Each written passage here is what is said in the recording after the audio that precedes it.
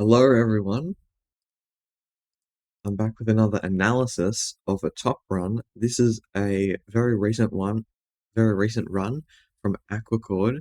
This is a 712, which I believe places 4th or 5th on the speedrun leaderboards currently. So yeah, we're gonna have a look at it and we'll just break down a few things that he does in the run. So yeah. So as you can see, the first thing that's really different about most top runs is this actually uses a ruined portal instead of a normal buried treasure. So even though ruined portals are really good, especially in ranked, because they're always completable, they're not that they're not really ever that good in RSG unless there's a buried treasure nearby.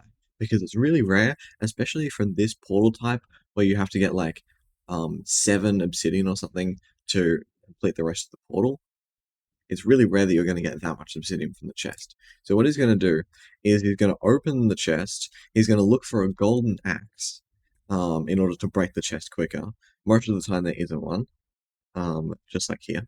So he's not going to grab any of the loot because that's honestly just a time waste. So it's just going to break the chest, which removes the chest and gives him the loot straight away.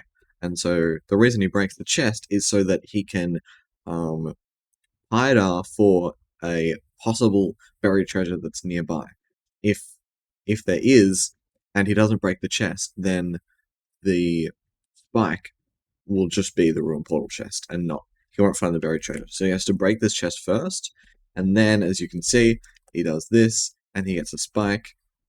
So he's looking over this way, and he finds it in this chunk. It's a bit awkward to get from, so he notices it's on this block, but it takes a while to dig sand when you're in the water. So what he's going to do is going to try and stand at a 1 deep area.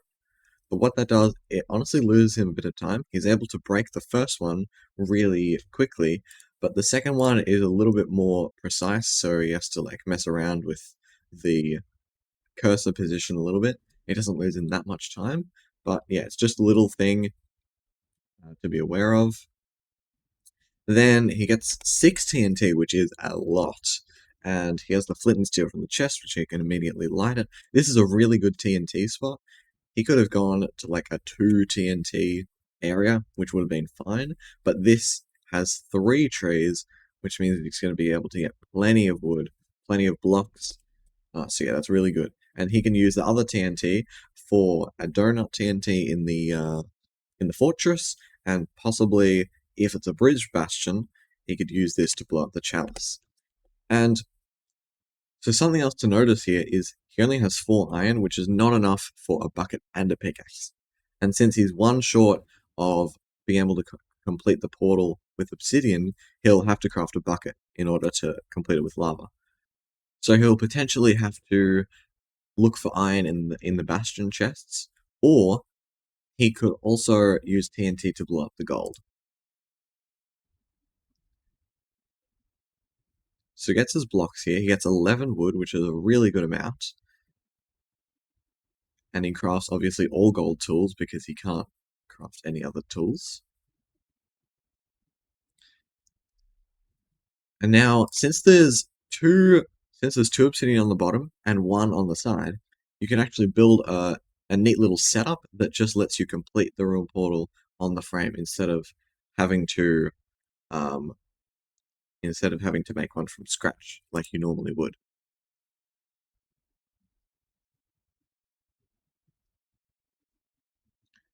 So there's the completion. And now he's in the nether.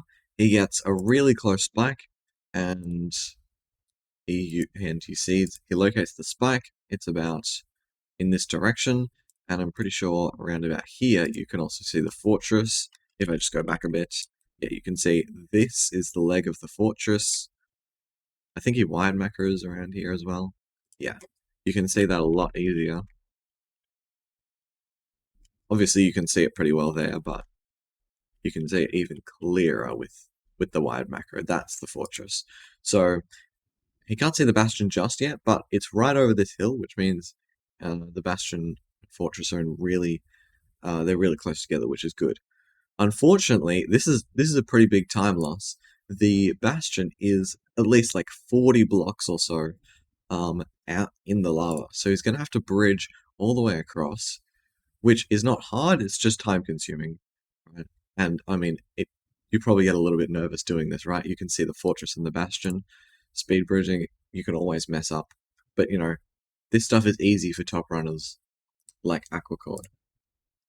So specifically, the bridge bastion in this run is actually really perfect because he doesn't even need to go and look for iron in the chest because all the gold is in one spot here down at the chalice. And since he has TNT, he can just blow it all up. Now, in order to place the TNT in the right spot, he will have to mine one gold block with the gold pick, which won't actually drop it. But instead of bothering to go and check the chests for iron, that's a pretty substantial time loss. That's like at least 20 seconds to check the chests. Um, so yeah, especially in RSG, where you're not guaranteed to have iron in the chest, the speed is a lot more important than consistency. If you lose that gold block and you don't get enough trades, you can just reset the run. Right? It's unlucky, but it's what you have to do if you're at this top level and you're on the world record pace, right? So he gets this block. He also gets an unlucky TNT explosion. Um, or maybe it's not that unlucky. Usually it doesn't actually explode this gold block, but sometimes it can. So yeah, he actually loses 2 gold blocks. And this is actually quite important for later on in the run, as you'll see. So he notices the left side is a triple with lots of piglins, so he's going to build his Donkey Kong on the left side. And, okay, something else you might notice is that he has this chest in his hopper that he kept from the ruined portal, which is really important because if he aggroes the piglin with the gold block, he'll have to mine it, and that will lose him a 3rd gold block, which obviously isn't ideal. So he can use the chest to aggro the piglins because piglins don't really care what kind of chest it is. It doesn't actually have to be a bastion chest, just any chest that's within their range. So he just breaks the chest to aggro the piglins, and then he sets up this auto funnel, which is basically he lets up all the piglins from all the different spots, and then he digs a hole, gets himself in a different hole, and basically all the piglins want to pathfind towards him, but then they go into the hole with the gold in it first, so they just start trading so much faster. He breaks the chest again, and this time now he's looting these chests, overlapping with the trades. So that's where the time loss comes in. If he had checked these chests beforehand, it would have lost him like so much time because not only does he have to drop down and then build back up, he has to loot the chests, and all the while no piglins are trading. So you may notice from both of these chests he actually gets no iron, which is kind of unlucky.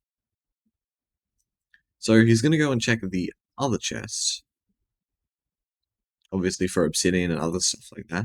But if you don't get enough trades, obviously you know that there is one gold block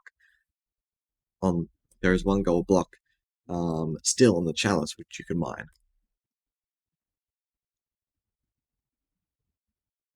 So basically this is just a pretty standard route. Right now, as he's coming back, he's going to try and look for a pearl hang spot. He notices that this terrain is like there's a big lava lake in between the terrain, so we can't just pearl all the way over to the fortress. It's not ideal to pearl down here because then you're on low terrain. It's hard to get a pearl up there. But if you pearl up here, that's a pretty easy pearl, and then you can pearl down straight down to the fortress. So that's what he's going to do.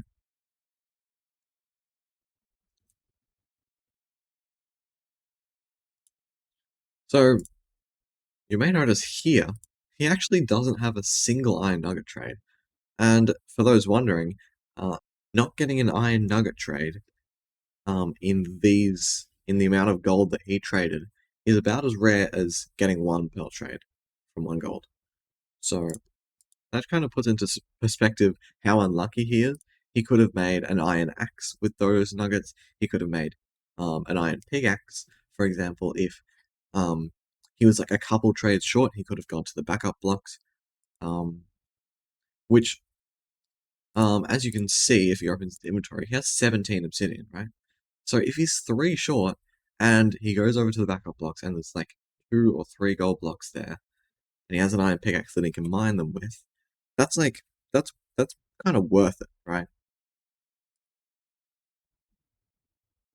But unfortunately, he doesn't have an iron pickaxe. He has to mine the stone, and now he realizes that he only has 18 obsidian and he doesn't have an iron pickaxe, so he kind of just has to leave. He's checked all the chests he's checked all the possible chests that have obsidian, and yeah. So now, as you can see, he just had to throw 2 more pearls, and let's get to this part, right? So here, hold on. It's a balcony fort. It's a balcony fort. So what does balcony fort actually mean? Well, if I go back just a few seconds, you can see here, right? So a balcony fort is basically where the good part of the fort, the place where the blazes spawn. The balcony fort is where it intersects with the bad part of the fort through this kind of balcony room. So I have no idea why this works. I don't know the ins and outs of this weird Minecraft feature, but like this can happen. So it's a little bit weird. I don't actually know exactly what it changes about like routing the fortress or anything, or if it does at all. But yeah, that's just something kind of cool. So he sees this spawner over here, and he gets up his TNT. So this is where he kind of gets a little messed up because he actually does this TNT setup a bit wrong, but it ends up being fine. He gets a bit worried about it blowing up spawner, but it doesn't actually. So it turns out fine. So yeah, he only has 18 obsidian. He doesn't have a way to get more obsidian unless he looks in the bad part chests. But again, the speed is more important than consistency in RSG. You just want a fast run. That's all you want. So he's gonna play. So he would lose so much time going through all the bad part chests trying to find obsidian, and obsidian is a pretty rare uh, drop in those chests anyway. So as you can see, okay for high roll, there's about an 8.4% chance of a less than 400 block blind. So he can just blind right here, and it's pretty fine. There's about there's a little less than a 1 in 10 chance that he'll get a good blind. So that's all he's hoping for at this stage. He's got 7 rods, so he doesn't need to go back in the nether. And something else to note here is he actually gets messed up by this new program called Toolscreen. Right? If you haven't heard, Toolscreen is a new program that's kind of like Jingle, that deals with resize macros. It also fixed a couple bugs, like cursor RNG. So yeah, this is generally just a lot better than Jingle. The user interface is a lot better. It's got a lot more customization, and it's a lot more automatic. But as you can see, he loses the eye somehow. I don't know exactly how it happens, but yeah, he just loses it, which loses him a bit of time. He has to throw a second eye. And then he gets the location and he realizes, look, it's 180 blocks away. And in fact, you can actually see it. It's right here on his screen. So, yeah.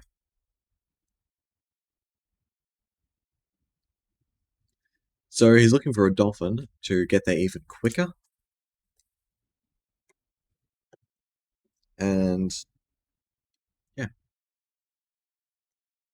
So he sees the portal room, it's ocean exposed. This is a beautiful, beautiful, like, this is like kind of the best possible outcome from one portal. So yeah, and it's one eye, and he has all his explosives crafted, everything's fine. The zero is 91, I think, which is not the easiest zero in the world to hit, but it's pretty standard for these top runners. So he's just going to go all the way up to 99. Do a really standard setup with the double bed and then another double bed to finish it off. And that's the end of the run. That is the 712 completion, which is his PB. It's also 4th place. It's about 1 second faster than current 4th place by Bloopy. And that's the run. So thank you for watching. Hope you enjoyed the analysis. I probably missed a couple things, but I just wanted to get this video out. This was only uploaded yesterday. So if I had a little more time, I probably could have like gathered my thoughts a bit better, but whatever. So yeah, I'll see you in the next video.